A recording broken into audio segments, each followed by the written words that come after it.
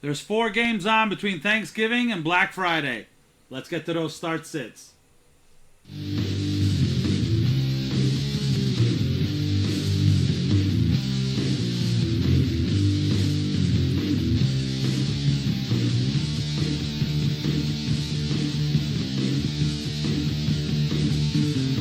Welcome to the big boys of fantasy. I am Sobi Subra, and as you can see, I'm flying solo today. Really just trying to do a quick video to discuss the 4-game slate coming up. 3 games on Thanksgiving, 1 game on Black Friday. So let's get right to it. I'm ready to go in, Coach. Just give me a chance. All right, so we're going to go ahead and start with the early game. The Packers at the Lions. Lions are favored by 7.5. Over-under is 47. In the run game, it's definitely looking more and more like Aaron Jones is not going to go. That means that A.J. Dillon has that backfield in a bad matchup. However, I would say only if you need to. I'm going to go ahead and say I'm keeping it on brand, especially for my boy Danny. I'm going to say A.J. Dillon sucks. Don't start A.J. Dillon. All right, in the passing game, Jordan Love is a pretty good matchup for him. He kind of got it done last week, and I think he's okay this week. Granted, there's no one on bye, so you're probably not going to have to start him. Don't force him into your lineup or anything. I'm just saying I think he's pretty okay this week. I think Dobbs is pretty good. I think Dobbs scores a touchdown this week. And as far as Jaden Reed goes, he is currently questionable, so keep an eye out on it. But last 2 games, he's gotten over 80 yards combined and a touchdown in each. He's definitely getting a lot more play time. So I'm gonna go ahead and say if you need to, you can start Jaden Reed.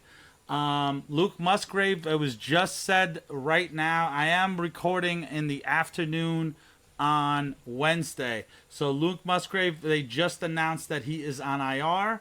And as far as Christian Watson goes, I mean, listen, he got some points last week, but that was really 2 catches, 20 yards or so, and a touchdown. Otherwise, he would have had nothing again. He's just not getting involved. It really looks like he's the 3rd option at this point. So I'm not trusting Christian Watson anytime soon.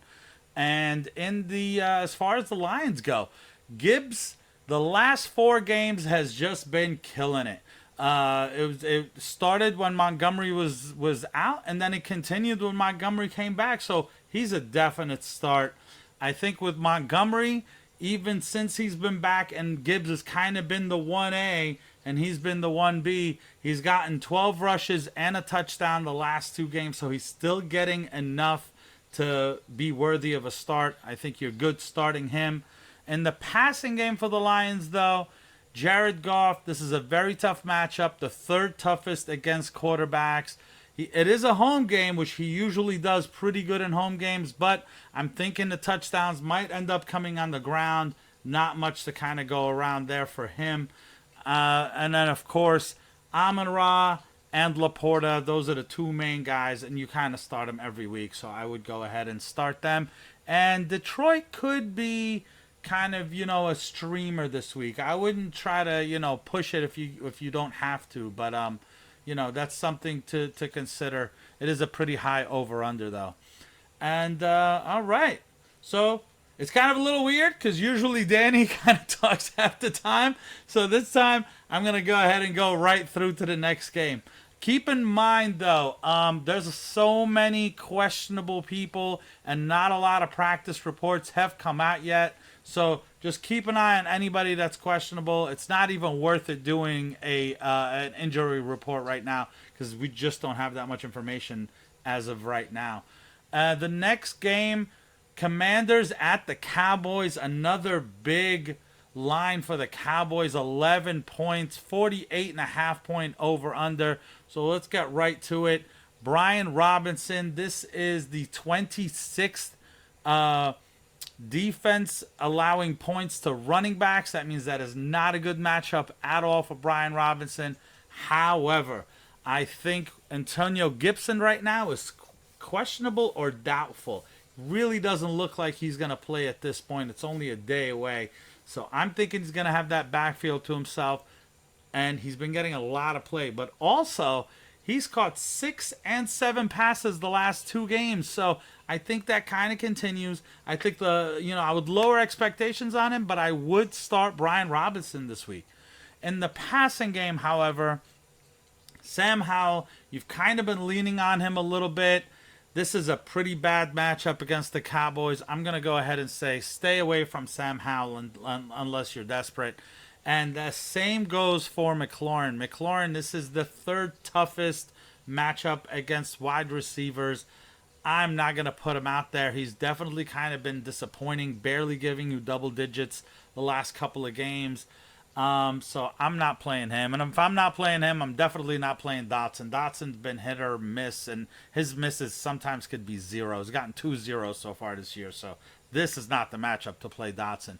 The only person I may play in the passing offense of Washington is Logan Thomas. This is not that tough of a matchup against tight ends, so it could be that he ends up getting some short dump-offs and making his day worth it, especially in a PPR. So I'm okay playing Logan Thomas this week. On the Cowboys side, Tony Pollard. What do you do with Tony Pollard? I'm going to go ahead and say last week I said play him, and it worked out. This week, I'm going to go ahead and say sit him. I see this as just an average game for him. So unless he gets in the end zone, I don't think you're going to be happy with his performance, and I don't think he gets in the end zone this week. That's just what I'm calling on that one. As far as the passing game, I think it's just everybody. Go ahead and put out Dak. CD, of course, you're starting them right now. At this point, they're auto starts for sure. I'm talking about Dak. CD was always an auto start. But Jake Ferguson, I'm comfortable playing him this week, which kind of leaves us with Cooks. Now, this is the 2nd easiest matchup for wide receivers. So I'm okay playing Brandon Cooks. However, keep in mind, in 6 of his last 7 games, he's gotten 4 targets or less. I'm not excited about it. And the fact that there's nobody on bye, the likelihood is you're really not or shouldn't play Brandon Cooks right now, especially since, unless you guys are like questionable and you're kind of worried about it for Sunday that they're not going to play. I'm probably not playing Brandon Cooks this week. And of course, you're always starting Dallas's defense. So. All right, the next game, that's the night game on Thursday. The 49ers favored by 7 at the Seahawks. The 49ers are just clicking right now. CMC, you're obviously starting him. As far as the passing game goes, Brock Purdy has just been killing it lately, and I think it continues this week. I think he's a top 10 quarterback this week.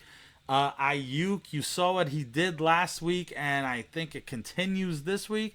Debo, I'm actually going to say, I don't know why I'm saying it, but I feel like he's going to score a touchdown this week and, have a pretty good day. And you're definitely starting George Kittle. So you're kind of starting just everybody on San Francisco. As far as Seattle goes, it's definitely looking like Walker is not going to play. As of this moment, they're saying he's questionable. But they're also saying that it's not looking like too serious of an injury. When they use words like that, that's telling me he might miss only 2 weeks. How is he questionable for tomorrow? I have no idea. Put him out already. That means Zach Charbonnet. Now, Zach Charbonnet, this is the 23rd matchup against running backs. So not a good matchup against running backs for Zach Charbonnet. However, I'm going to say if Walker's out, go ahead and start Zach Charbonnet. I think he's going to get a lot of dump-offs. I think he's going to get a lot of targets. And especially in a PPR, I think he's going to be worth it. Moving on to the passing game. Geno Smith is questionable. It's definitely looking like, the way they're talking, it does look like he's going to play. But this is a very tough matchup for quarterbacks. Good one for receivers, but bad one for quarterbacks. I'm going to go ahead and say this is not the week. San Francisco is not the defense you want to go ahead and start Geno Smith against. Go ahead and bench him. As far as the receivers goes, this is the 9th best matchup for receivers somehow. Not sure how that works out exactly. But DK Metcalf is questionable as of right now. I think he does play. I think they're just kind of, being a little careful with him. You'll have plenty of time to figure out whether he's in or out. It's not with the early slate games. You'll be able to tell right away. So I would say you're definitely starting DK. As far as the other two receivers go, I think this is a pretty good week for JSN. But just keep in mind, Lockett is still getting more targets than JSN. It's not like it's switched over and now Lockett is just this thing of the past, a la Robert Woods, No, Lockett is still kind of getting even more involved than JSN. I think they're both okay. I do think, though, that if they do have to kind of have short targets, JSN's average depth of target is definitely less than the other guys. I think this might be one of those games where JSN kind of pans out for you. And, of course, you're starting the San Francisco defense. So, moving on to Black Friday. This might be the first time we had a Black Friday game. And it's going to be, we're all going to be watching it here at Big Boys. It's Dolphins at the Jets. Dolphins by 8.5, 40-point over-under. Going on to the running backs, they're saying that Devon Achane is questionable. I think that he can play. I just don't think he does. I think they're going to be very careful with him. They don't want to injure their young star, and they don't have to. I think they beat the Jets without him. So even if he does play, I'm not going to start him. I think it could be one of those situations where they try it out, and if it's not feeling great, they just take him right out. You don't want to catch a 0 on that one. I do think this is the time. Go ahead and start Raheem Mostert. No issues there, especially if he's got that backfield to himself. Now, as far as the passing game goes, the Jets are very tough on the passing game. 24th against quarterbacks and the toughest against wide receivers. With that being said, you're going to start Tua. Tua is, I think he's going to do well regardless of the defense being a tough defense. He actually did pretty good last week, and it was almost an equal defense as far as the quarterbacks go that he faced, and he did pretty well. Hill, right now, he is questionable. Obviously, he plays, you roll him out, you don't even worry about it. The only question mark for me is really Jalen Waddle. And I'm going to say in a tough matchup like this, I am not trusting Jalen Waddle. I'm not saying it can't happen. Of course it can. Jalen Waddle could blow up sometimes. But the last 2 games, he's at 3 targets and 4 targets. I don't know what's going on over there. I'm just saying everything seems to be going to Tyreek and others, and he's just not getting as involved. So when you have a really tough matchup, I'm going to say go ahead and sit Jalen Waddle this week.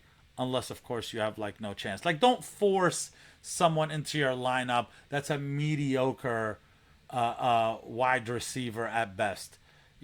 But if you can, definitely sit Jalen Waddle this week. And that brings us over to the Jets. The Jets, Breece Hall, again, a tough matchup against the run, 26 against the run.